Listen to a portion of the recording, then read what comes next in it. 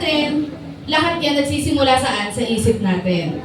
Amen? So once ang mga bagay na yan, in-entertain natin, hinayaan nating makapasok sa isipan natin, sa puso natin, then eventually, ano mangyayari? Ima-manifest na natin yan. May kita na yan saan? Sa pag-iisip natin, sa mga galaw natin, sa pag-uugali natin, sa mga kilos natin. Amen? Kaya nga po, if we want na managumpay sa isang labanan, siguraduhin natin dito pa lang sa isip, nagtatagumpay na po tayo. Amen? Ayan, sabi nga po doon, no, the battle begins and ends saan po? Sa isip natin. Amen. Kaya nga po nakita nyo, sabi doon, isa sa mga nire-renew ng Panginoon, pinakaunang nire-renew ng Lord sa atin, yung isip natin. Amen. Kasi kailangan ma-renew ito eh. Kailangan ng isip na ito ay ma-align sa ating Panginoon. Or else, sabi nga po doon, mahihirapan po tayong managumpay sa mundong ito. Kasi nga, lahat ng battle natin dyan nagsisimula. Tama po ba? Pag ang isang tao, meron siyang ginagawang isang bagay, di po ba? Lahat yan, bago niya gawin yan, inisip niya muna yan. Tama po ba? Lahat yan, pinagtalunan niya sa isip niya yan kung gagawin ko ba to o hindi. Susuungin ko ba to o hindi. Tama po ba?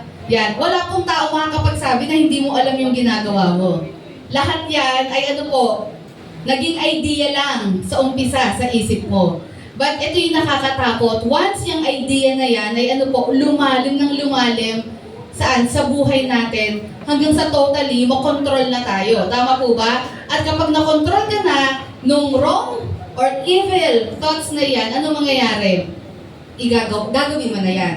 May kita na yan sa kilos at galaw po natin. Kaya nga sabi nga po doon, ayan, minsan yung mga battles natin walang ibang nakakakita kundi tayo lang. Ito talaga yung mga matitinding battles. Tama po ba? Yan, yung battle natin within ourselves. Yung battle sa isip po natin. At this morning, I hope and I pray, ayan, sa pamamagitan po ng kaganapan at nangyari sa ating Panginoong Yesus, ay meron po tayong matututunan na maraming bagay sa Kanya. Sabi nga po doon, how to win the battle within. Paano ba natin matututunan yan? Paano ba tayo magtatagumpay sa isip natin? Ako naniniwala ko sa mga oras na ito habang nakaupo kayo dyan at nandito, kahit nasa loob tayo ng church, ayan, ay meron pa rin tayong battle sa isip natin. Tama po ba? May mga bagay pa rin gumugulo sa isip natin. For example, gusto bang matulog? Kesa makinig. Di ba ba? Tignan nyo nga po ang katabi nyo. Ayan, kung medyo gusto pang matulog. Ayan. Tapos, gusto mo makinig, pero yung isip mo, nagwa-wander away na. May inaabangan kang palabas, may gusto kang puntahan. At excited na yung isip mo doon. So, ang tendency, you lose your concentration. Diba? Hindi ka nakakapakinig. Kasi nga po, inuuna mo to. Battle yon. Di po ba? Ano pa po? Every time na kayo ng asawa mo ay nag-uusap, of course, hindi nawawala ang pagtatalo dyan. Di po ba? Yung mag-inagpanting lang yung tenga mo, makapagsalita ka ng masakit, battle yun eh. Pag-iisipan mo, sasabihin ko ba to? I-release ko ba itong sama ng loob na ito? Or pipiliin ko na lang na manahimik na lang? Ayan, battle yan. Everyday may battle tayo. Di ba na kinakarap? Ang lahat yan sa isip natin. Ayan, kaya nga po alam nyo, ang isang matagumpay na Kristiyano, ito yung Kristiyano na kaya niyang kaya niyang i-take full control yung isip niya. Even ibig sabihin, kaya niyang kontrolin yung sarili niya. Kaya sabi ko nga, isa sa mga fruit of the Holy Spirit is self-control. Sabihin niyo po sa katabi niya, self-control. And it has a lot to do sa isip natin. Tama po ba? Kapag meron ka talagang self-control, hindi ka basta-basta magbibitiw ng mga salita. Lalo na yung mga salita. Mas masakit ang sugat na galing saan po? Pananalita kaysa yung sugat na pisikal. Tama po ba? Ayan, sabi nga, ang sugat, gagaling yan. Pero yung sinabi, napakahirap mawala niyan. Di po ba? Lagi mong maaalala yan. Kahit sabihin joke lang yan. Sabi nga nila, jokes are half meant. Kaya huwag kayong mag-joke. Kasi once na nag-joke kayo sa isang tao, di ba? Aminin na natin, may ibig sabihin yon. Di ba? Kapag ikaw nagbitiw ng isang joke sa isang tao, may ibig sabihin yon. Totoo yon. Jokes are half meant. Kaya sabi nga po doon, mag-iingat tayo sa mga sinasabi natin, sinasalita natin. Kaya alam niyo po, sa pakikibaka natin, sa isipan natin, napakahalaga po ng self-control. At paano ma-achieve yun. Siyempre, kailangan po natin mag-grow sa ating relasyon sa Panginoong Jesus. Amen? Para talagang matutunan po natin yun. And this morning, let us learn from Jesus Himself. Ayan, sabi nga po dito, may 3 bagay po ako na ibabahagi sa inyo. Ito po yung 3 bagay na natutunan ko. Yan, based dito po sa pangyayaring ito sa buhay po ng ating Panginoong Jesus that we can apply, ayan, sa pakikibaka din natin sa ating mga inner battles natin or sa mga battles sa isipan po natin. Amen? Number 1, direction na tayo. Ano pong sabi sa number 1? Be prepared. Dapat lagi kang handa. Sabihin mo nga sa katabi mo, dapat lagi kang handa. Okay, tignan po natin ang Matthew chapter 4 verses 1 to 2. Sabi nga po dyan, then Jesus was led by the Spirit into the wilderness to be tempted by the devil. Verse 2, ano pong sabi dyan? After fasting 40 days and 40 nights, he was hungry. Okay, sabi nga po doon, ano po yung pangyayari bago po itong Matthew chapter 4? Alam po natin na ang ating Panginoong Jesus po, he was baptized. Di po ba? Siya po ay binautismuhan ni John the Baptist, and ang nakaka-amaze doon, mismong ang Diyos Ama ang nag-confirm. Diba? Sinabi doon in the hearing of a lot of people ng time na iyon, doon sa Jordan River. Sinabi, this is my son whom I love and whom I am well pleased. Mismo ang Diyos Ama nagsabi noon. Amen? At the same time, Jesus was nagpa-fasting siya. Ibig sabihin, pag tinatanong natin, physically, si Jesus, pagod siya, gutom siya. Amen? Malinaw naman sinabi dyan. But spiritually, sa tingin niyo po ba mahina si Jesus? No. Kailanman, di naman talaga naging mahina ang ating Panginoon. Pero dito palang makikita natin ano yung stand ni Jesus. Spiritually, okay na okay siya. Diba? So, prior to this, he was baptized, kinonfirm ng Diyos Ama. Diba? Kinonfirm na siya ang kanyang anak. Then, sabi doon, Jesus was fasting for 40 days and 40 nights. Diba? Then, sabi nga doon, ano nangyari? Then, Jesus, after po ng mga matitinding pangyayari na ito sa buhay niya, was led by the Spirit into the wilderness to be, ano sabi po dyan? To be tempted by the devil. Okay. Pag-aralan po natin yan. Sabi nga doon, bakit kailangan po ng ating Panginoong Yesus na makaranas ng temptation? So, una sa lahat, temptation is not a sin. It is when we fall into temptation, doon tayo nagkakasala. Amen? Ayan. So, kasi ang temptation, everywhere naman talaga yan eh. Kahit na nakaupo ka dyan, kahit nasa loob ka ng church, kahit mag-isa ka, pwede kang matempt. Amen? Maraming paraan para matukso po tayo. Pero sabi nga po doon, ang tukso, normal yan sa mundo. Normal yan sa fallen world na kinalalagyan natin ngayon. Pero sabi nga doon, magkakasala ka the moment na ano po, ikaw ay nagpatihulog doon sa tukso. Amen? Kung ikaw ay na-carried away ng tukso, doon na pumapasok ang kasalanan. Kaya sabi nga doon, but the question is, bakit kinakailangan ni Jesus? Yan, ba't kinakailangan ng ating Panginoong Yesus na mag-undergo ng temptation? So sabi nga doon, bakit inaalaw ng Lord? Pangalawa, ang temptation hindi galing sa Lord. Never tayong itetempt ng Panginoon. Sino po ang nagtetempt? Si Satan. Di po ba? Pero God allows. Inaalaw tayo ng Panginoon na ano po, malagay sa ganung sitwasyon. Ayan, bakit? Ano ang purpose ng Panginoon? Para sa ating growth. Spiritual maturity. Amen? Madalas po, nagmamature tayo as a Christian. Saan po? Sa mga karanasan po natin. Amen? Ayan, bagamat nag-aaral tayo ng Word of God, pero once na tayo po ay nasa situation, di po ba, doon natin talaga mas nare-realize. Doon talaga mas lumalalim at doon talaga lumiliwanag sa atin lahat ng bagay. Na bakit ito pala ang tinuturo ng Lord? Kasi naandun ka na sa situation. Di po ba? Pero yun nga po, tandaan din natin, sabi nga doon, bakit inaalaw ng Lord na tayo ay matempt? Eh kung alam niya palang pwede tayo mag-fall into sin. 1 Corinthians chapter 10, ang sabi po doon, hindi tayo ilalagay ng Lord sa isang temptation na alam niyang hindi natin kakayanin. Amen? Ibig sabihin, pag tayo po, lahat po tayo natutokso. Amen? Sa maraming at iba't ibang kaparaanan. At tandaan po ninyo as a Christian, na raranasan mo yan ngayon because alam ng Lord, kaya mo yung mapagtagumpayan. Ang tanong lang, gagamitin mo ba yung kapangyarihan mo bilang anak ng Diyos para mapagtagumpayan yan? Doon na nagkakatalo kasi. Amen? As a Christian, meron na tayong power to say no to sin. Amen? Sabihin nyo nga po, no to sin. At sabihin mo rin sa katabi mo, no to sin. Meron na tayong kapangyarihan. Kung hindi pa tayo na born again, kung hindi tayo Christian, wala tayong power. But kung ikaw ay totoong tumanggap kay Jesus, meron na tayong right at meron na tayong power na hindian ang alin po ang mga tukso sa buhay po natin. Ayan, kasi alam nyo, ang temptation nagsisimula yan sa isip natin. Amen? Lahat ng bagay na pinapasok natin, ginagawa natin, lahat yan nagsimula sa pag-entertain natin ng mga maling kaisipan sa isipan natin. Tama po ba? Kaya ang tanong doon, anong gagawin mo once na naglalagay ang kaaway ng hindi magagandang kaisipan sa atin? Dalawa lang yan.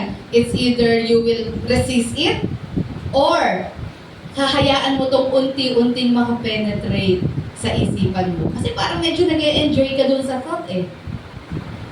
Nag-e-enjoy ka sa thought na yun eh. Nakiliti ka dun sa thought na yun. Anong nangyari? Binigyan mo siya ng binigyan mo siya ng pwesto. Yan muna ang pwesto mo. Eh, ang nangyari, di ba, the more ka pa niyang pinakikitaan ng the more ka pa kinikilit eh. Di ba? So, the more mo siyang pinapasok hanggang sa hindi mo na-realize, na-absorb mo na pala, andoon ka na pala, bumagsak ka na pala sa patibong, nagkasala ka na. Amen? Ayan, ganun kasi, ganun po ang sistema ng kaaway. At kailangan maging aware po tayo doon. Amen? Ayan, sabi nga doon, but the question, bakit si Jesus kailangan niya matay? Para din ba sa growth niya? Of course not. Yan, hindi naman kailangan ng ating Panginoon na mag-grow because He is Jesus Himself. He is God. Amen? Pero bakit kailangan ni Jesus dumanas nito? So that He can identify with us. Amen? Bakit po? Bilang magliligtas, bilang tagapagligtas, rather, sabi nga po doon, kailangan po ma-identify tayo or ma-identify si Jesus sa atin. Ibig sabihin, kailangan kung ano yung nararanasan natin sa mundo, maranasan din niya yun. Amen? Para nagigets niya tayo at naiintindihan niya tayo. Kaya kung sasabihin natin na, hindi naman naranasan ni Jesus yan. Pero tingnan niyo po, ang dami niyang mga naranasan sa mundong ito, experience rejection. Tinempo siya. Di po ba? Marami siyang naranasan. Sa buhay po niya, umiyak din siya, nagutom din siya, inantok din siya. O, tingnan niyo po ulit yung katabi niyo. Ayan. Normal lang na wala inantok. Ayan. Di ba? Inantok din si Jesus. Kumbaga, lahat ng mga bagay na nararanasan natin as human beings, naranasan din niya yan. Kasi part iyan ng role niya as the Messiah. Kailangan ma-identify siya sa atin. That's why Jesus ay kinailangan niyang makaranas ng temptation. Pero ano ang kaibahan ni Jesus sa atin? Ang kaibahan lang, He never sinned. Amen? Hindi siya nagkasala. Kumbaga, naranasan niya lahat ng ito, katulad ng naranasan natin, but the difference is tayo, many times we sinned, pero si Jesus hindi. And that is why He is the perfect Savior of the world para iligtas tayo sa mga kasalanan natin. Kasi lahat ng ito na hindi natin kayang pagtagumpayan ay pinagtagumpay niyang lahat. Amen? Yan. Kaya naman ang kanyang kamatayan sa krus ng Kalbaryo, ang kamatayan sa krus ng Kalbaryo ay katanggap-tanggap na bilang sakripisyo at alay para sa kasalanan ng sanlibutan. At the same time, to demonstrate His sinless character. Para ipakita talaga na si Jesus po is not an ordinary man, hindi na siya basta prophet, but He is God. Na hindi siya basta-basta magpo-fall sa mga ganito. Yan. Sabi nga doon, madalas daw, yung temptation daw ay tuwing kailan madalas malakas ang temptation. Unang-una kapag, tingnan niyo po, based po dito sa situation ni Jesus.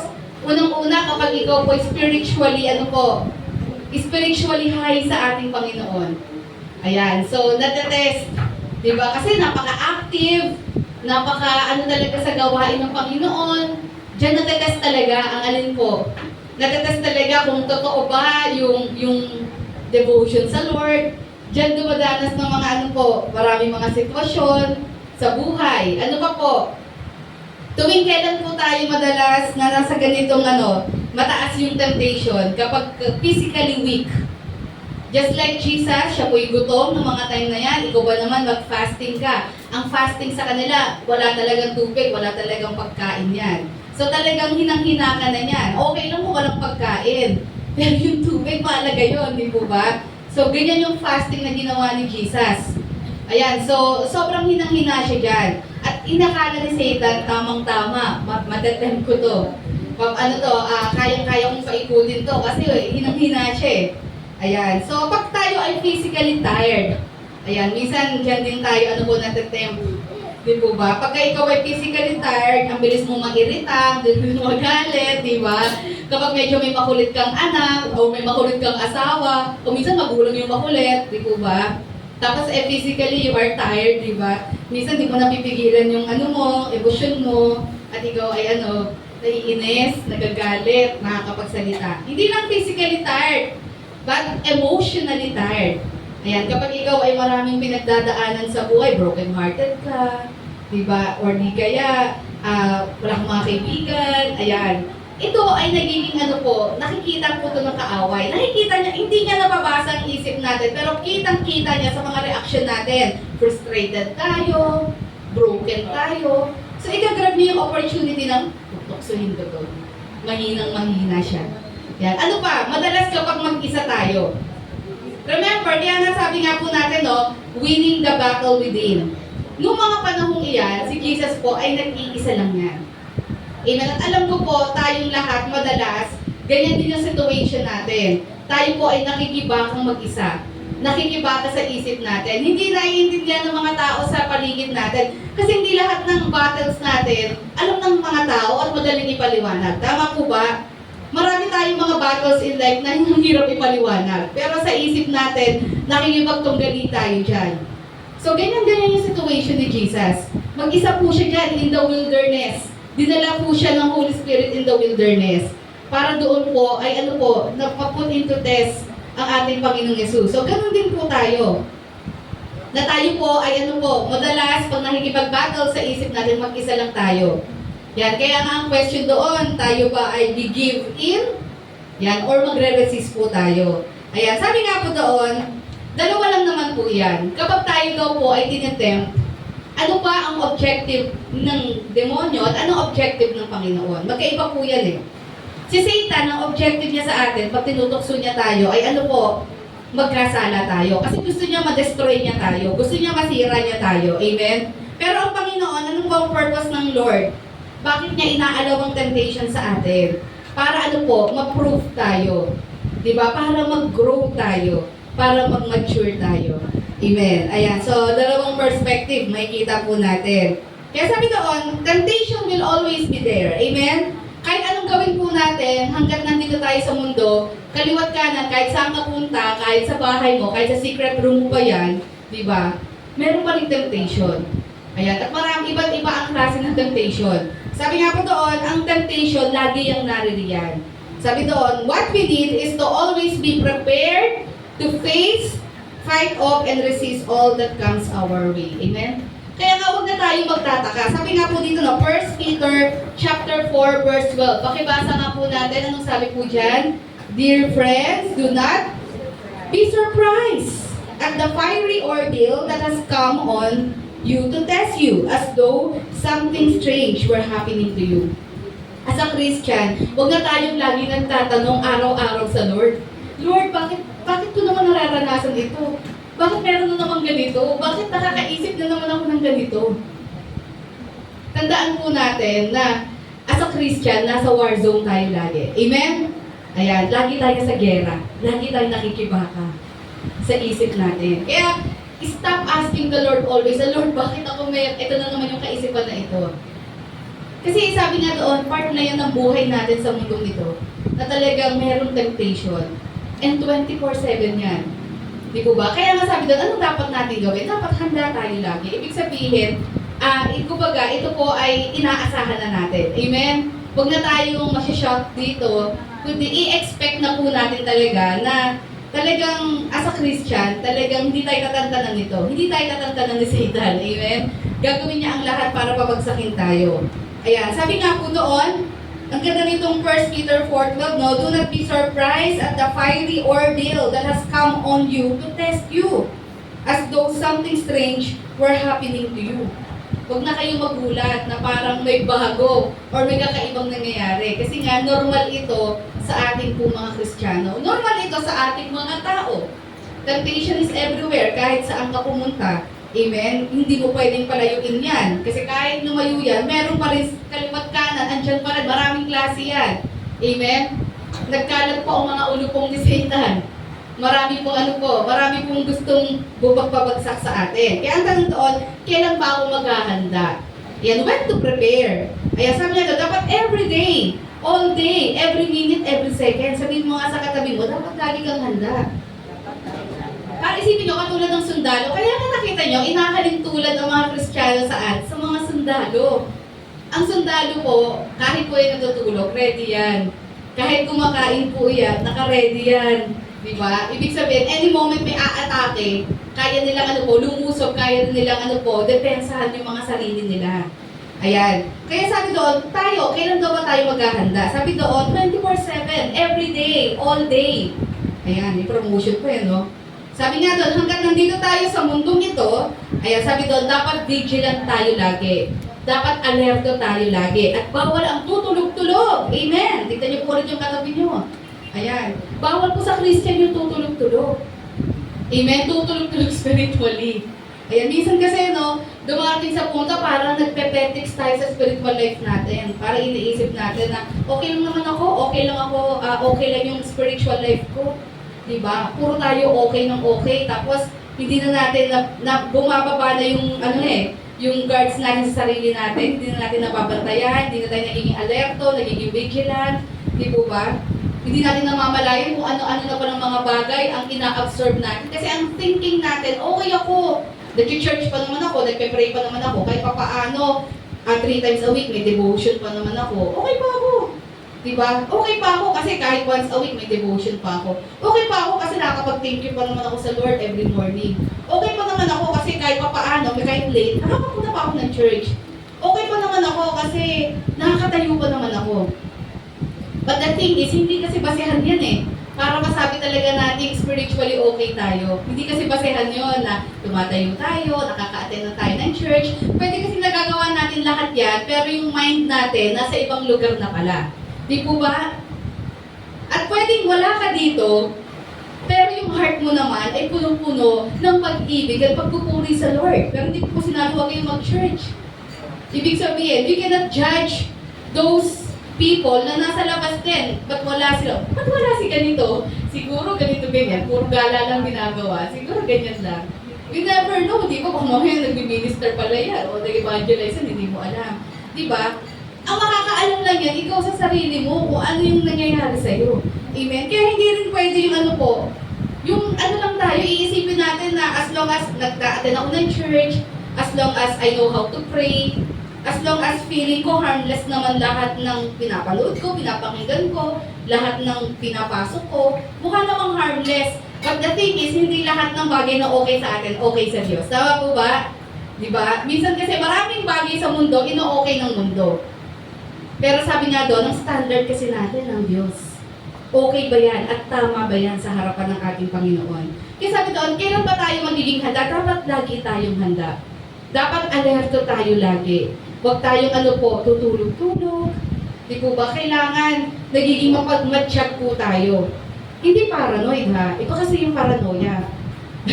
Yung sobrang paranoid na, no? Yan. To the point na nag-overthink na. Ibig sabihin noon, kailangan maging alerto tayo sa lahat ng nagaganap. Pag may napapanood ka, pag may napapakinggan ka, pag meron kang kakwentuhan, maging alerto ka. Ay, teka, mukhang chismisan na itong nangyayari. Teka, parang nag-uusap-usap na kami about someone na wala dito. Hindi na tama to. Pinag-uusapan, chismis na to. Gossiping na ito. Dapat maging alerto tayo sa mga ganun. Huwag natin huwag natin hahayaan na maging kampante tayo.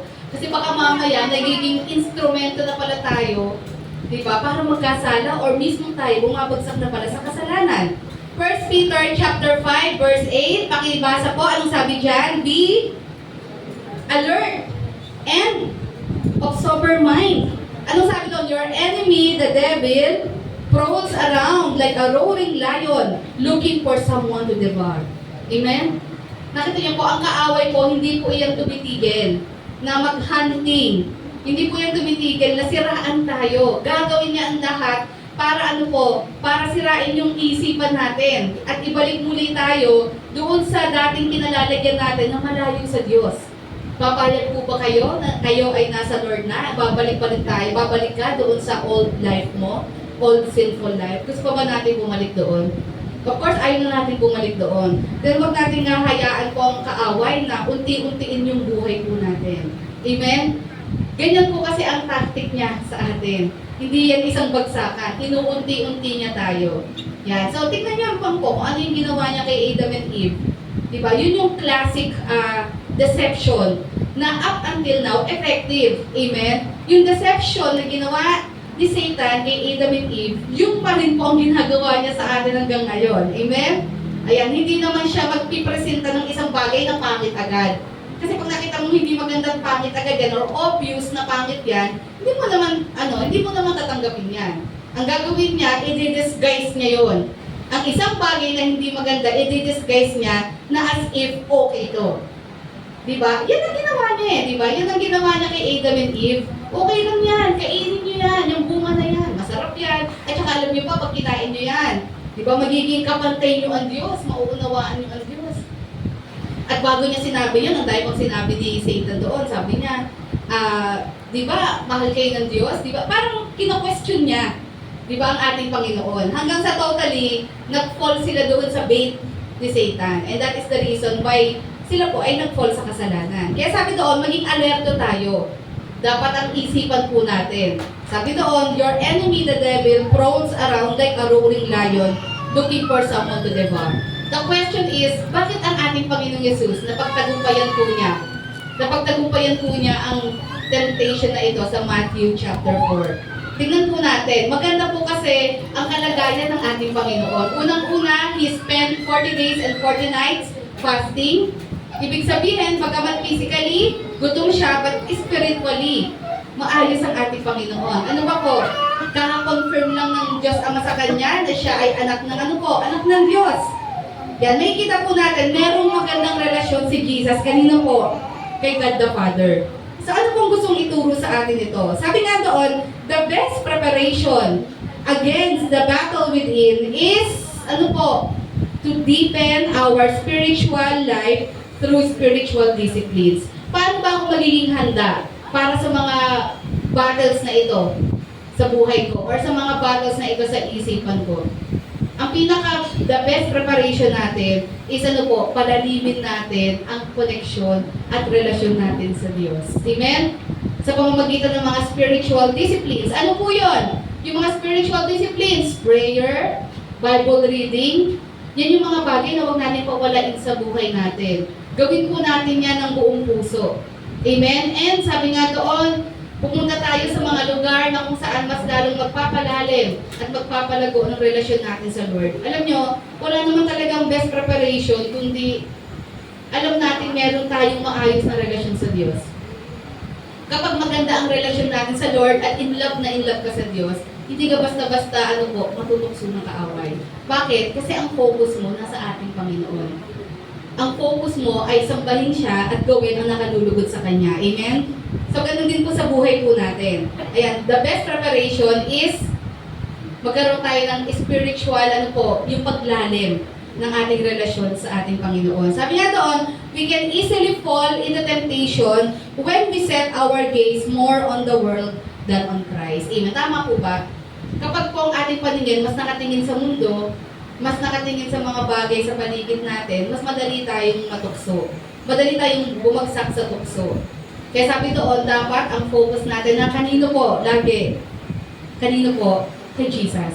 Amen? Let us set our gaze sa ating Panginoong Yesus. Tingnan niyo po yung mga sumasali po sa yung mga runner po. Diba? Tapos pag may mga obstacle course, manood kayo ng mga ganon. Pansinin niyo po, pag may mga obstacle course, pag sila tumatakbo, saan sila nakatingin? Diretso o sa mga hurdles? Yung mga obstacles? Diretso. Panoorin niyo po yung mga professional po ng mga athlete. Pag sila po yung tumatakbo, yung mga Olympics, di ba? Hindi sila tumitingin doon sa doon sa mga hurdles, diretso ang tingin nila. Bakit? Kasi pag tumingin ka doon sa mga hurdles, pwede kang pwede mawala ka sa concentration. Mawawala ka talaga sa focus mo. Kalkulado na nila yun eh. Kasi as athlete, pinag-aralan na talaga nila yun. Kasi nyo, pag tumakbo-takbo sila, diretso lang, pero ang galing nila, no? Natatalon nila yung mga hurdles na yun. Diba? Kasi ganun dapat. Ganun din sa buhay natin. Na dapat hindi tayo tingin ng tingin sa lahat ng mga obstacles sa paligid natin. Or else, malulus focus tayo. Babagal tayo, or ang worst, pwedeng tumigil tayo sa pagtakbo natin bilang Kristiyano. Kailangan diretsyo ang tingin. Sabi mo nga sa katabi mo, diretsyo ang tingin sa ating Panginoong Yesus. Kung di man diretsyo, look up. Sige po, look up. Look up to Christ. Diba? Tumingin tayo doon sa langit sa ating Panginoon. Ituon natin ang ating paningin sa ating Panginoon. Yan. Kaya sabi nga po na, number 1, how to win the battle within. Ayan, as we learn from Jesus Christ, sabi doon, kailangan handa tayo spiritually. Kailangan lagi tayong handa. Amen? Kailan ba ako magiging handa? Lagi. Amen? Always, dapat ready tayo. Asahan na natin na talagang darating ang mga pagsubok, darating ang mga tukso, kaya dapat prepare tayo. Ano yung pinaka-the best preparation natin? Magkaroon tayo ng malalim na ugnayan sa Panginoon. Palalimin pa natin ang relasyon natin sa Diyos. Amen. Okay, number 2, sabi nga po dyan, ano po yung pangalawa? Yan, contradict the devil's lies. Ayan, so, tingnan po natin as we continue in verses 3 to 9. Sabi nga po doon, ito na po. So, si Jesus po ay dinala ng Holy Spirit sa wilderness para tuksohin. Ayan, hindi ni Holy Spirit, kundi si Satan po ang tutukso sa kanya. At meron pong 3 temptation na pinagdaanan ng Panginoon. Sabi nga po doon, verse 3, the tempter came to him and said, if you are the Son of God, tell these stones to become bread. Verse 4, Jesus answered, it is written, man shall not live on bread alone, but on every word that comes from the mouth of God. And verse 5, then the devil took him to the holy city and had him stand on the highest point of the temple. Verse 6, if you are the Son of God, he said, throw yourself down, for it is written, he will command his angels concerning you, and they will lift you up in their hands, so that you will not strike your foot against a stone. Verse 7, Jesus answered him, it is also written, do not put the Lord your God to the test. And verse 8, ito yung pangatlo na temptation. Again, the devil took him to a very high mountain and showed him all the kingdoms of the world and their splendor. All this I will give you, he said, if you will bow down and worship me. Ayan. So, sabi nga po doon, makikita niyo po, napagtagumpayan ba ni Jesus yung 3 temptation na yan? Ano napansin niyo? Yan. Ano po ang ginawa ng ating Panginoon na panlaban sa mga panunukso ni Satan? Ano po? Ay, talaga may interactive tayo. Ano po ang sagot? Word of God. Amen. Sige, anuhin natin to. I-dig deeper natin. Okay, sabi nga doon, tandaan po natin, ang trabaho po ng kaaway ay ano po? Sabi nga doon, the enemy's job to demolish us is to put doubts, fears, anxieties, and negative thoughts in our minds. Amen? So, trabaho po talaga ng kaaway na sirain tayo. Sa paanong paraan? Maglalagay siya ng pagdududa sa isip natin, ng takot, ng kagulumihanan, at mga negative thoughts. Sino ba dito yung pessimist? Yung lagi nag-iisip negative. Alam nyo, nung hindi po ako Christian, ganun ako noon. Ayan. Medyo negative thinker ako. Yan. Pero yun nga, pag naging Christian ako, sabi ko nga, sabi ko, somehow, yung magiging pessimist na convert, kumbaga parang nangyari lang, of course, hindi maiiwasang nakakaisip ka rin ng parang, what if ganito? Pero this time, diba, hindi ka nagdudwell doon sa negativity. Kumbaga, nakakaisip ka, nagpaplano ka. Okay, ito yung mga possible na mangyari. Kasi gano'n ako mag-isip eh. Ito yung plano. Pero ito rin yung mga possible na obstacles and pwedeng mga hindi mangyari. So, dapat may plan A, B, C, D. Yan. Ako napakahaba ng plano ko sa mga ganyan. Ayan, kasi talagang Ako parang sabi ko, na-convert din yung pagiging sobrang negative ko noon na parang natuto kang magplano, but at the same time, in the end of that all, parang natuto kang magtiwala sa Lord.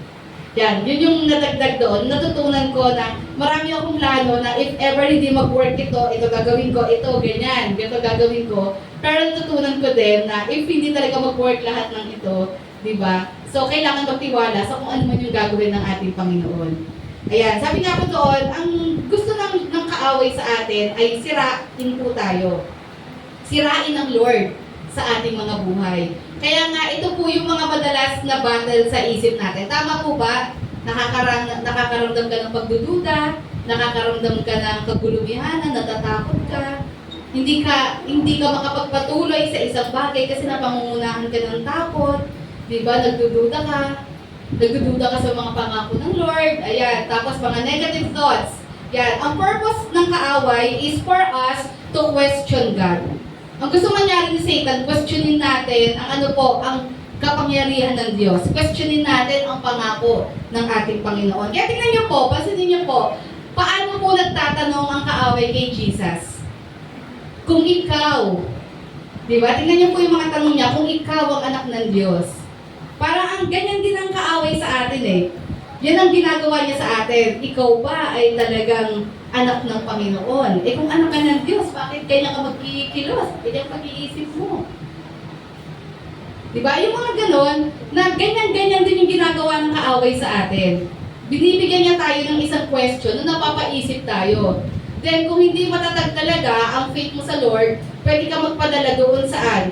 Doon sa tanong na yun at pwede kang mapaisip, oo nga, dapat hanggang ngayon, ganito pa rin ang buhay ko.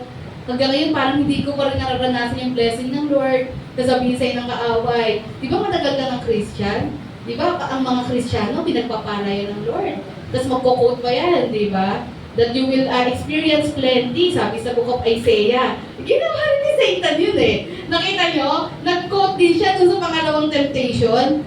Di ba sabi ni Satan doon, mag-command ka lang sa angels mo. Di ba nag-quote si Satan dito from the book of Isaiah.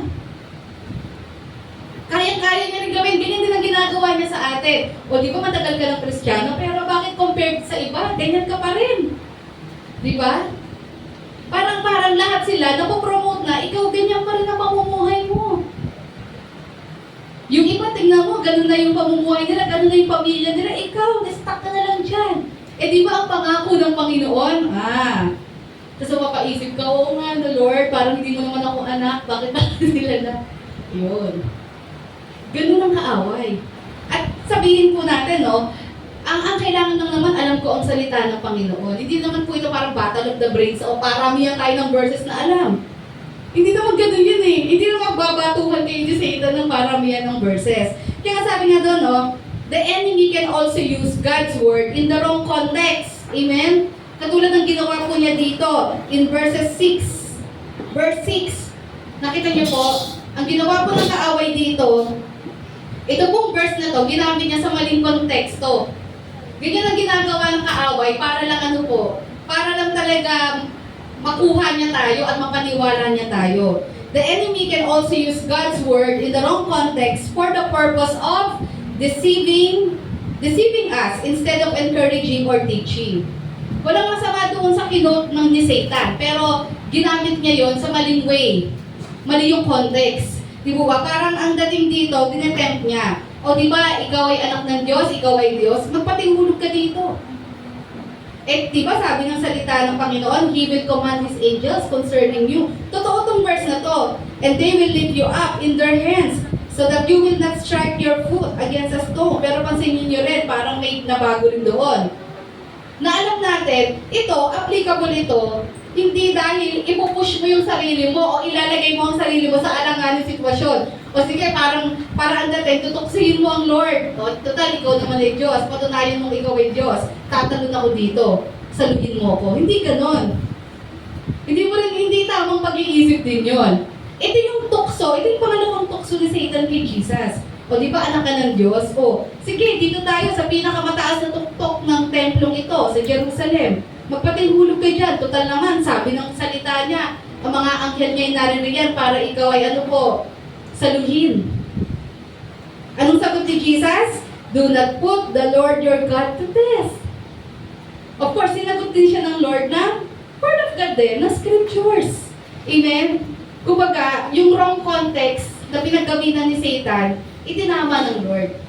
Yes, tama yung verse na yan, pero mali yung context mo, hindi mo kailangan ilagay ang sarili mo sa alanganing sitwasyon. At talagang tutuusin mo ang Lord. At sasabihin mo, patunayan mo Diyos ka, tatalon ako dito. Kailangan daw akong mamatay, kailangan may milagro. Hindi ganon. Di po ba? And then, sabi nga doon, the devil took him to a very high mountain and showed him all the kingdoms of the world and their splendor. It is as if hindi Diyos ang kaharap niya, na kung tutuusin, nagmamay-ari at lumikha ng lahat ng bagay sa mundong ito. Pero ang tanong, talaga bang may power si Satan? Alam po natin, sabi po diba, sa salita ng Lord in 1 Corinthians, the God of this age ay binigyan po ng power dito sa mundong ito. Kaya nga nakokontrol niya ang ano po, ang mga bagay sa sanlibutan. Yan, kumbaga may access, may kapangyarihan ng kaaway para gamitin ang mga bagay sa sanlibutan against us para mapanghina tayo or matukso tayo and eventually magkasala po tayo. Sabi nga po doon, no, ang kaaway po, kaya niya rin gamitin. Kaya kung sasabihin natin na alam natin ang salita ng Panginoon, tandaan nyo, alam din ni Satan yan. Baka nga mamaya, mas marunong pa si Satan kaysa sa atin. Hindi ba? Baka mamaya, mas alam pa niya yan eh. Kasi nga, yun ang kanyang tactic niya yan eh. Baka nga mas alam pa niya yan eh. Tandaan nyo, ang battle, ang war, di ba? Para manalo ka sa war, kailangan alam mo yung galaw ng kalaban mo. Diba? Parang sa boxing lang yan. O, sino bang mahilig dyan? Ito ang mahilig Pero, tingnan nyo po, anong ginagawa ng mga boksingero? Hindi naman yung basta nagte-training lang. Pinag-aaralan nila yung kalaban nila, pinapanood nila lahat ng fights. Tama po ba? Yan. Kasi yung kapatid ko noon, mahilig sa mga boxing. Kaya alam ko, ayan. So, naikukwento-kwento niya lang naman yun. So, yung mga, like sina Manny Pacquiao, nanonood yan. Kunyari, makakalaban nila. Itong mga boxer na ito. Papanoorin nila lahat ng fights niyan. Kasi titignan nila paano kumilos, paano gumalaw. And from there, hahanapin nila saan ang weakest point niya, saan ko siya pwedeng atakihin. Ganun din ang kaaway sa atin. Kaya dapat kung ang kaaway, binabantayan tayo, bantayan nyo rin ang kaaway. At dapat huwag kayong magpalamang. Amen? Sabihin mo nga sa katabi mo, huwag ka magpalamang sa kaaway. Lalo na't anak na tayo ng Diyos. Nasa atin ang kapangyarihan ni Jesus. Amen? So, dapat huwag nating hayaan na tayo po'y malamangan ng kaaway. Sabi doon, that's why when we are having battles in our mind, yan, sabi doon, we tend to justify by allowing the wrong context of God's Word to fit according to our liking. Tama po? Diba? Kasi, ano na tayo eh. Nadaya na tayo yung Satan. Kaya minsan, no, alam nating mali, pero i-justify natin. Magko-quote and quote pa tayo ng kung ano-ano kasi yun ang tinuturo ng kaaway sa atin. Yan okay lang yan, okay lang gawin mo yan. Ito sabi ng Panginoon, pwede mong gawin yan. Diba? Kaya minsan, kahit alam nating mali, ginagawa pa rin natin. Nagsisimula sa isip natin kasi nag-justify natin by yung paggamit ng wrong context ng salita ng Panginoon. Kaya dapat alam niyo po, when we study the Word of God, huwag lang yung babasahin mo lang yung verse. Okay, pangahawakan ko na ito. Alam ko na, ito mapapangasawa ko kasi ito yung nabasa ko. Diba? Yung mga ganon, pag ganon ang pagbabasa natin, let us understand. Hindi naman po, when we say, ang kalooban ng Lord, mauunawaan natin sa pamamagitan ng salita niya, hindi naman all the time, bagamat minsan all the time, minsan nangyayari yun na eksakto, but not all the time, literal na talagang mababasa mo yung situation mo. Ang tinuturo madalas ng Word of God sa atin ay prinsipyo na pangahawakan natin so that we can make the right decision sa buhay natin. Amen? Hindi yung gusto mo, ay ako ngayon ay in love. Ano kayang verse? O, hanap ka. Hindi ganun. Minsan kapag mayroon ka ng mga issues in life, saka ka na maghahalongkat. Diba? Bumili ka ng concordance. When you are feeling depressed, ito yung mga verse. When you are feeling broken, ito yung mga verse. Diba yung concordance? Ayan. Hindi pwedeng gano'n yung pagbabasa. Akala natin, no, parang ang Lord na, Lord, ganito ang sitwasyon ko. Pagbukas ko ng Bible ko, ito na, ito yung sinasabi mo sa akin. Diba? Paano pag ang nabasa mo dyan, sabi ng Lord, kailangan tumigil ka na. Diba? Tapos sasabihin mo, parang hindi naman yun yung gusto kong sagot. Kasi sabi ng Lord, ganito po yung aking pinagdadaanan, medyo addicted ako ngayon sa ganito. Tapos sabi na, tumigil maganda yun. Di ba? Kumbaga, hindi pwedeng ganun eh. Yung mga salita kasi ng ating Panginoon, hindi pwede parang ano ka lang eh, pumipili ka lang. Ito kasi yung gusto ko, I can do all things through Christ who strengthens me. Then, wala ka nang pakidun sa ibang verses. Basta magagawa ko ang lahat sa tulong ng ating Panginoon. Kahit mali yung gagawin mo, di ba? But I can do all things through Christ who strengthens me. Kahit alam mo, ibig sabihin, kahit laban sa mga magulang ko, I can do all things through Christ who strengthens me. But you are disobeying and rebelling sa iyong sa magulang mo. Di ba? Tapos puro I can do all things. Hindi ganon. Ang salita ng Panginoon, yes, may mga times eksakto sa kailangan natin, but most of the time, ang tinuturo ng Word of God sa atin ay mga prinsipyo. That's why we need to read, meditate the Word of God always. Pag nagbabasa tayo doon, tingnan natin ano ba yung gustong ituro ng Lord sa atin dito. Sa buhay ni Moses, sa buhay ni Abraham. Ano gusto niya sabihin sa atin sa mga stories na ito? Sa verses na ito? Ano yung prinsipyo yung gustong ituro ng Lord sa atin? Di po ba? It's the principles. Yun ang gustong ituro ng Lord sa atin. Kaya minsan, nakakatakot din yung gagamit tayo ng isang verse, dalawang verses, then wrong context, para lang ma-justify natin yung gusto natin. Para lang maitama natin yung gusto natin mangyari. Ang dating, gusto ko ang Lord ang mag-adjust sa gusto ko.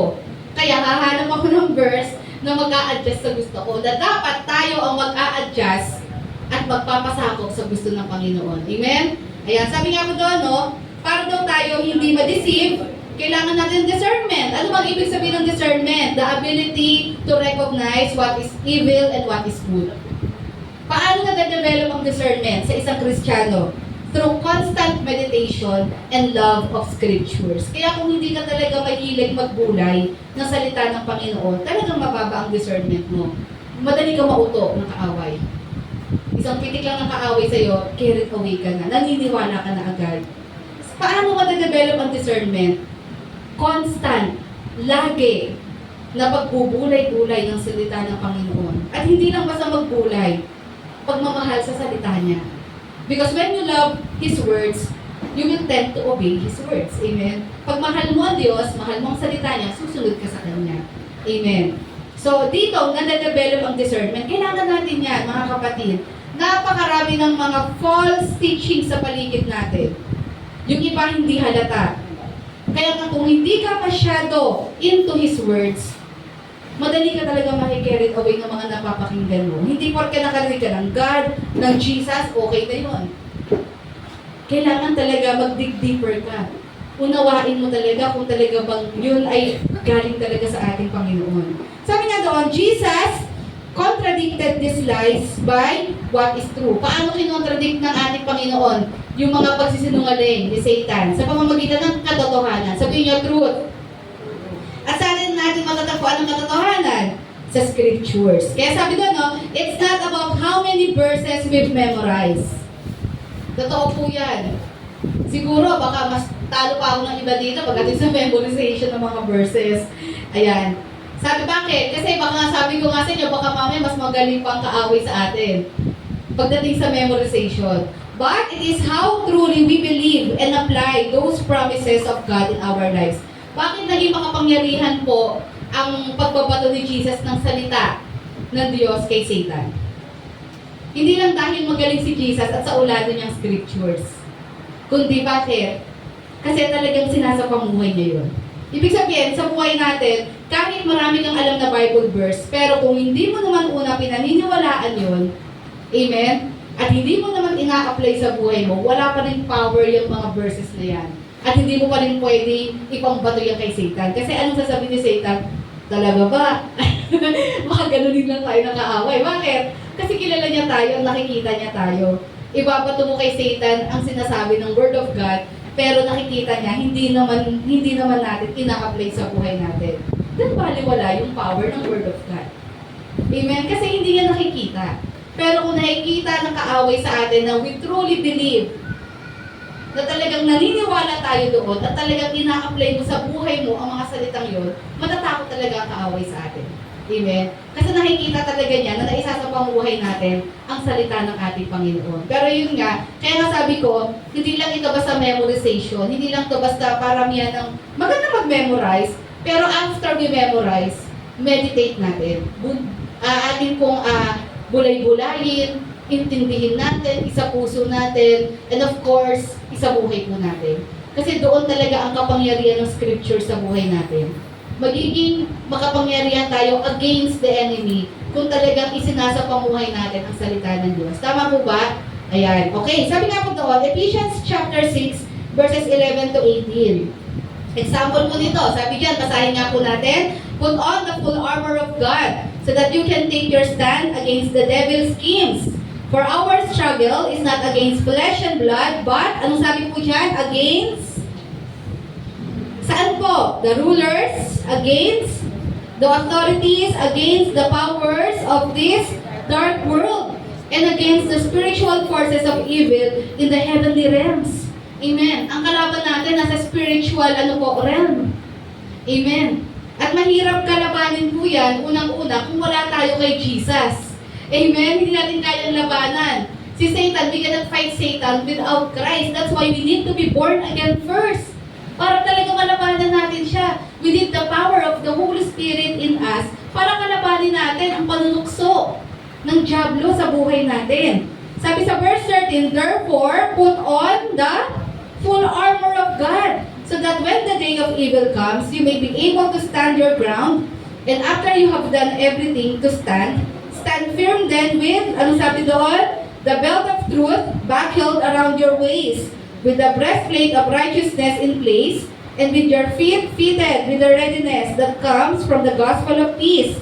Verse 16, in addition to all this, take up the shield of faith, anong sabi po doon, with which you can extinguish all the flaming arrows of the evil one. Take, ano sunod sa verse 17, the helmet of salvation and the sword of the Spirit, which is the word of God. Verse 18, and pray in the Spirit on all occasions with all kinds of prayers and requests. With this in mind, be alert. Sabi mo sa katabi mo, be alert. At sa kabila, and always keep on praying. Sige po, sabihin niyo sa kabila, for all the Lord's people. Hindi ko na po i-detail ito kasi another topic po ito, mahaba-haba po yan. Pero ano lang po ang gustong sabihin po dito sa atin. Dito, sinabi ni Pablo, katulad ng isang sundalo, of course, inihalin tulad niya yan sa mga sundalo nung panahon nila. Yung mga Roman soldiers na ganyan po ang kanilang outfitan ng mga time na yan. Ganyan sila kasi naka-armor talaga sila. So sabi nga po doon, ano yung gustong ipahayag dito, ipaabot ni Apostol Pablo sa atin para mapaglabanan natin ang gawa ng kaaway sa buhay po natin. Sabi niya, katulad ng isang sundalo na balot, ganun din dapat tayo. At ano yung mga bagay na nabanggit dyan? Sabi nga doon, we can see in here the essentials needed to be fully equipped for a battle. Ano po yun? Truth, katotohanan, ano pa po? Righteousness, katwiran, ano pa po? Gospel of peace. Amen. Ibig sabihin, yung understanding mo na wala nang ano po, wala nang limit or wala nang pong barrier between us and the Lord. Wala nang condemnation. Gospel of peace, ano pa po? Faith. Ano pa po? Assurance of salvation, yun yung helmet of salvation na pinapasiguro sa atin na talagang tayo ay ligtas. Ano pa po? God's promises through His words and prayer. Ang question doon, how are we going to be equipped nitong mga bagay na ito? Paano ba tayo ma-equip ng mga yon? Sabi doon, we should connect with God, meditate His words, and obey it. Amen? Ayan, sabi niya doon, paano tayo ma-equip ng katotohanan, ng katwiran, ng hindi tayo nakakaramdam ng condemnation. Bakit? Alam niyo po, yan yung mga bagay na target ng kaaway sa atin. Ang mga tinatarget ng kaaway sa atin ay ano po, linlangin tayo sa katotohanan. Ang target ng kaaway sa atin, questionin natin ang relasyon natin sa Diyos. Talaga bang ligtas ka? Makasalanan ka pa rin. Kaya na nandyan po yung gospel of peace. Faith. Kine-question ng kaaway sa atin. Yung alin po? Yung buhay natin, yung mga ginagawa natin, meron ka bang nararating sa ginagawa mo dyan, sa pagko-commit mo na ganyan, sa paglilingkod mo sa Lord, saan ka aabot niyan? Ano yung mabebenepisyo mo dyan? So, kino-question yung faith mo sa ating Panginoon. Ito daw yung mga armor eh. Ito yung mga baluti na kailangan kumpleto sa atin. At paano tayo magkakaroon, paano lalalim ang mga bagay na ito sa atin? Kailangan natin kumonekta sa Diyos at kailangan natin bulay-bulayin ang salita ng Panginoon lagi. Amen? At sundin ito. Para ito pong mga bagay na ito, truth, di po ba, faith, ay talagang ma-develop sa buhay natin. Kasi yun ang mga target ng kaaway sa atin. Kapag matibay ang pundasyon mo sa mga bagay na yan, at nag-grow ang knowledge mo sa mga bagay na yan, hindi ka basta-basta mapapadapa ng kaaway. Because you know your God more. Amen? Alam mo ang Panginoon. Hindi ka naniniwala sa mga bulong-bulong ng kaaway. Amen? Ano yung number 1? Sabi po doon? Ano yung number 1? We should be prepared. Number 2? And last, number 3, sabi nga po dyan, resist the devil. Anong ibig sabihin yan? Kalabanin na. Kailangan mo ng lumaban. Ayan, sabi nga doon, verses 10 to 11, after po nung tatlong temptation na yon na hindi nagwagi si Satan kay Jesus, ano sabi sa verse 10 ni Jesus? Jesus said to him, "Away from me, Satan! For it is written, worship the Lord your God and serve Him only." Ano nangyari? Nung sinabi po ni Jesus kay Satan na lumayas ka, ano ginawa ni Satan? Then the devil left him, and angels came and attended him. Ibig sabihin, pwede naman palang tantanan tayo ng kaaway. But the question, bakit hindi tinatantanan? Baka kasi ayaw mong tantanan ka. Baka kasi nag-e-enjoy ka doon sa fleeting pleasures, temporary pleasures na iyon na nararamdaman mo. Hanggang nakikita ng kaaway na ine-enjoy mo yung kasalanan na yun, hindi ka niya tatantanan. Andun siya. At ang gagawin pa niya, palalalain pa niya yan sa buhay natin. Lalo pa siya mag-uudyok. Tama yan, go! Diba, be happy for yourself. Ganun ang gagawin ni Satan. Diba? Enjoy life. Do what you want to do in your life. Ganun pa ang kaaway sa atin, no? Gawin mo lahat ang gusto mo. Minsan ka lang mabuhay sa mundo, go! Diba? Pag nakita niya, mukhang ina-entertain. Ina-entertain mo yung thoughts sa isip mo. Nakita ng kaaway yung itsura mo.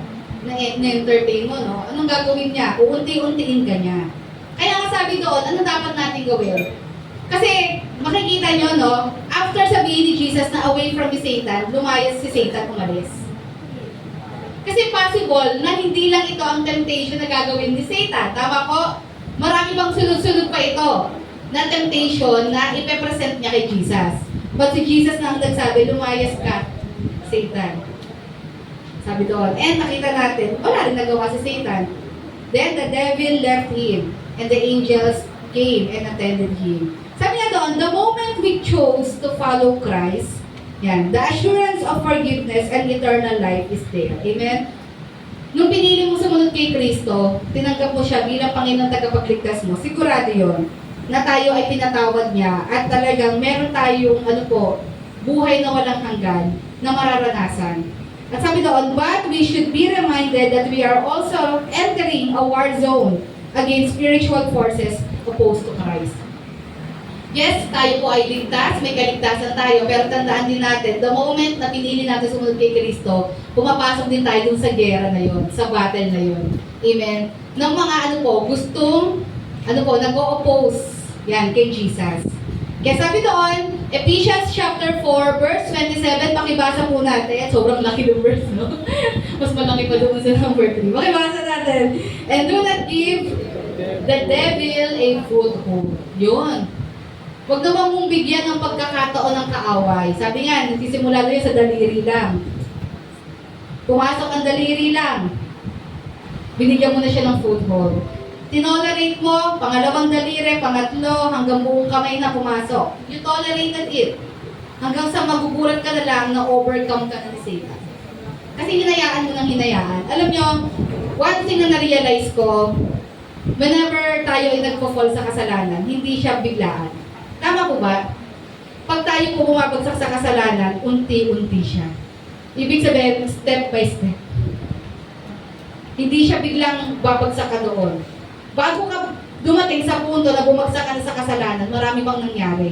Sa umpisa, maaaring nagdadalawang isip ka pa, mali ito eh. Nakaano na ako dito eh. Inalis na ako ng Lord sa ganitong pamumuhay eh. Diba? Maaaring sa umpisa, ganyan ka pa. Tapos may isip mo, sige na nga, siguro okay na naman kahit isang best lang.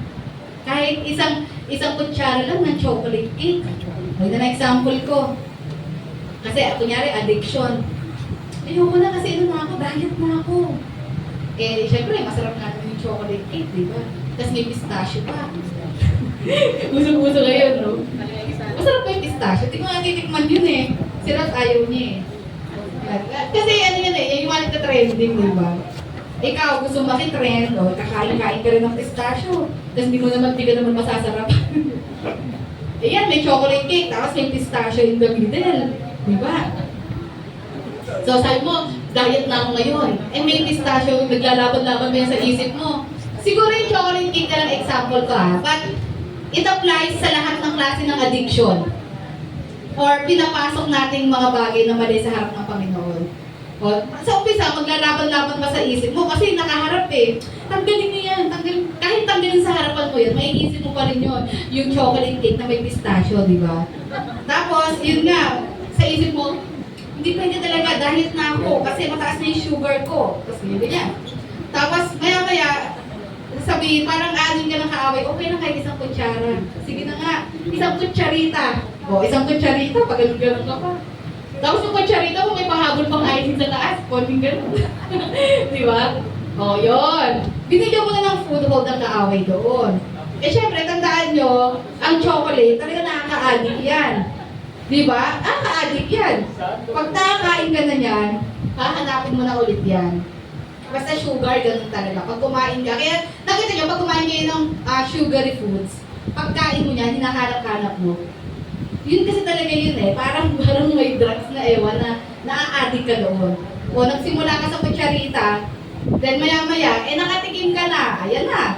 Binigyan mo ng foothold ng kaaway, yung tikim, unti-unti na, hindi mo alam, unti-unti pala, naubos mo na yung chocolate cake. Ang matindi, hindi slice, kinuubos mo na yung buong cake. Diba? O, hindi yan, magkakatataas na naman ng sugar mo, problema ka na naman. Diba? Ganun ang kasalanan. Alam niyo, hindi yan biglaan.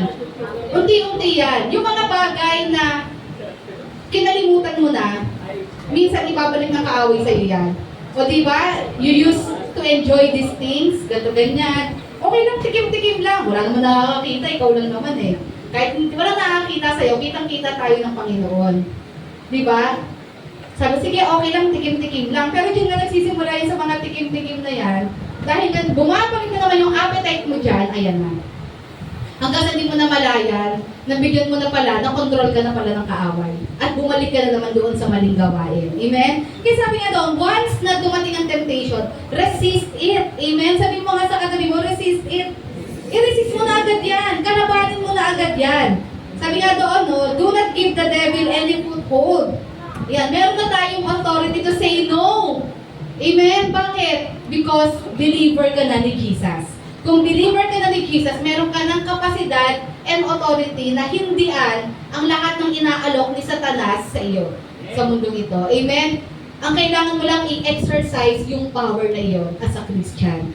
Okay, sabi nga po doon, James chapter 4, verses 7 to 8. Dito, matututunan din natin. Pakibasa nga po natin, sabi dyan, submit yourselves then to God, resist the devil, and he will flee from you. Verse 8, come near to God, and He will come near to you. Wash your hands, you sinners, and purify your hearts, you double-minded. Tatlong bagay lang, bago po ako matapos. Sabi dyan, no? Paano ba natin nire-resist ang kaaway? Unang-una, sabi doon, submit yourselves to God. Una, magpasawak muna tayo sa ating Panginoon. Amen? Paano kung hindi natin kayang kalabanin si Satan? Kung unang-una sa lahat, hindi tayo under sa authority ni Jesus. Kasi tandaan po nyo, every time we fight Satan, hindi naman power natin yon. Kapangyarihan na yun ng Diyos na sumasa atin. Kasi nga, nananampalataya tayo at nagpasakop tayo sa ating Panginoong Yesus. Kaya nakita nyo, bago niya itinuloy yung mga susunod na verses, itong inuna. Inuna po nitong ni James. Sabi niya, unang-una, pasakop muna kayo sa Diyos. Gusto niyo mapagtagumpayan ng mundo? Gusto mo mapagtagumpayan si Satanas? Gusto mo mapagtagumpayan ng kasalanan? Pasakop ka muna sa Diyos. Amen? Ang isang taong hindi marunong magpagsakop sa Diyos, hindi yan kailanman mananalo sa mga gawa ng kalaban. Amen? Ayan. So sabi nga po doon, no, tandaan natin, the devil has already been defeated by Christ. So ang dapat na lang natin gawin is to use that authority. And we can only use that authority kung una sa lahat, under tayo sa authority ni Jesus. Kailangan tayo ay under sa umbrella ng ating Panginoon. We cannot resist the enemy if we are not under the authority of Jesus. Pangalawa, sabi doon, kung tayo ay nagpasakop na sa Panginoon, anong sabi sa susunod sa verses natin? Submit to God, then resist the devil. Ibig sabihin, kalabanin mo na. Meron na tayong right and power na kalabanin si Satan because meron na tayong Kristo Jesus sa buhay natin.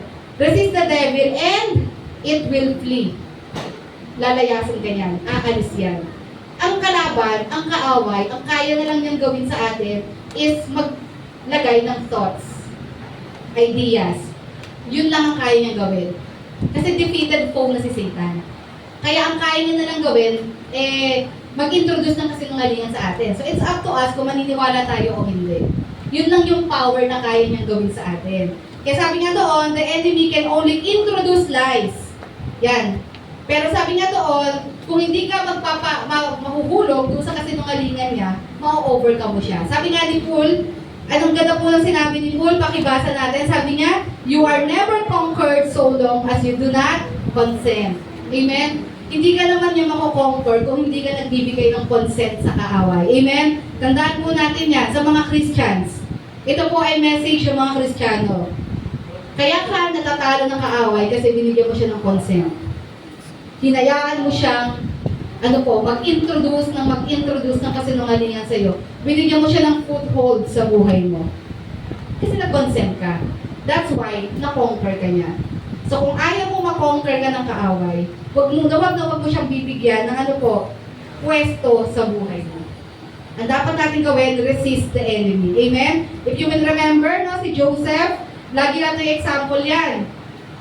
Si Joseph po, tinutokso siya ng asawa ni Potiphar. Kasi crush na crush siya eh. Siguro pogi-pogi talaga si Joseph. Sinabi naman doon matigas ang katawan, mga description talaga. Medyo na-attract si Mrs. Potiphar sa kanya. Diba? So, nung umalis yung asawa niya, diba, tinutokso niya si Joseph. Ang maganda kay Joseph, malalim ang relasyon sa Diyos. Hindi basta-basta natinag, no? Anong sabi ni Joseph sa kanya? Nung nakita niyang lumapit na itong si Mrs. Potiphar, nagtatakbo si Joseph. Yun ang tamang gawin. Pag tayo humarap sa tukso, takbuhan mo. Lumayo ka. Huwag kang palinga-linga. Huwag kang mag-i-stop over pa. Tapos magpapahabol pa. Ay, malapit na. Hindi ganon. Tumakbo ka. Takbo ng takbo. Yun ang ginawa ni Joseph. Ano sabi ni Joseph? Mas matindi ang takot niya sa Diyos. Kaya hindi niya gagawin yung gustong mangyari noong asawa ni Potiphar. Kaya ang ginawa, tumakbo siya. Amen? Ganun din. Tama yung ginawa ni Joseph. Ganun din po tayo. Pag tayo bumaharap sa mga tukso sa isipan natin, anong dapat natin gawin? Diba? Ito yung sa isip natin. I-dismiss mo na agad yung thought na yon. Palitan mo agad yung kaisipan na diversion ang kailangan mo. Pag naglalagay ang kaaway ng mga maling kaisipan sa isip mo, pumanap ka ng diversion. Anong gawin mo? You can pray, you can read the Bible, you can listen, worship songs. Maghanap ka ng mga bagay para mawala yun. Mag-basketball ka muna. Diba? Maghanap ka ng diversion. Diba? Pero mas magandang diversion, yung mga spiritual things din. Kapag nararamdaman mo na ito na ang kaaway, kasi lahat tayo dumadaan dyan. Pag nararamdaman mo na ang kaaway ay tinutukso ka na, diversion ang kailangan. Maghanap ka ng pwede mong gawin, basahin, tignan, para mawala yun sa isip mo. Amen? Ayan. Kaya sabi doon, last, come near to God, draw near to God, and He will draw near to you. Sabi nga po doon, drawing near to God helps us resist the devil. Amen? Bakit? Because the nearer we are to God, the harder for the enemy to overcome us. Lalong mahihirapan si Satan na pabagsakin tayo. Pinaka nahihirapan si Satan pabagsakin yung mga taong sobrang lapit sa Diyos. Bakit? under ka ng wings and protection ng Diyos. Kaya walang magawa si Satan. Hindi kanya basta-basta naluloko, hindi kanya basta-basta nahihila doon sa mga patibong niya. Bakit? Kasi mas nangingibabaw ang pag-ibig mo, pagmamahal mo, at pag-worship mo sa Diyos. Kaya hindi ka basta-basta na-overcome ni Satan. Instead, na-overcome mo si Satan sa buhay mo. Amen? Yung po ba yung gusto natin mangyari? Ma-overcome natin lagi ang works of the enemy sa buhay natin? Amen! And as we end, tayo may tumayo sa umagang ito. Summary lang natin, sa conclusion po natin, sabi doon, Jesus showed us how to win inner battles. Diba? We can learn a lot sa book of Matthew chapter 4. Sabi dyan, summary lang natin, unang-una, maging handa tayo, be prepared. And the best preparation is to be aligned with God every day. Ang buhay na laging nakatutok, nakasentro, naka-align sa kalooban ng Panginoon. That's the best preparation against the evil one. Number 2, we should contradict the devil's lies. Sabi doon, sa paanong paraan? Know the truth. Kailangan nag-aaral tayo, nagbubulay tayo ng salita ng Panginoon, at dapat isa pang buhay natin, pagkatiwalaan natin ito, para maging effective weapon ito against deception. Amen? Huwag lang basta magbasa, huwag lang basta mag-memorize, meditate, enjoy the Word of God, love the Word of God, and do the Word of God. Gawin natin. Para talagang effective yung power nito sa buhay natin laban sa kaaway. And last, sabi nga doon, resist the devil. Do not entertain. Huwag ka nang mag-entertain. Do not give in by the power of Christ in us as believers. Yan. You can fight the enemy and win. Huwag mo nang i-entertain. Instead, takbuhan natin or labanan natin. Ayan. Let us use the authority of Christ in us. Di po ba? Na ano po, labanan at i-resist ang gawa ng kaaway sa buhay natin. Amen. Parapakan natin ang Lord sa umagang ito. Dahil sa unang langit, Panginoon Diyos, maraming salamat po sa paalala po ng inyong salita. Alin ko po ang bawat isa po sa amin, Lord. Bawat isa po sa amin is not exempted, Lord, sa mga temptations na ito sa buhay po namin. Lahat kami, every moment, every minute, Lord, meron mga battles within.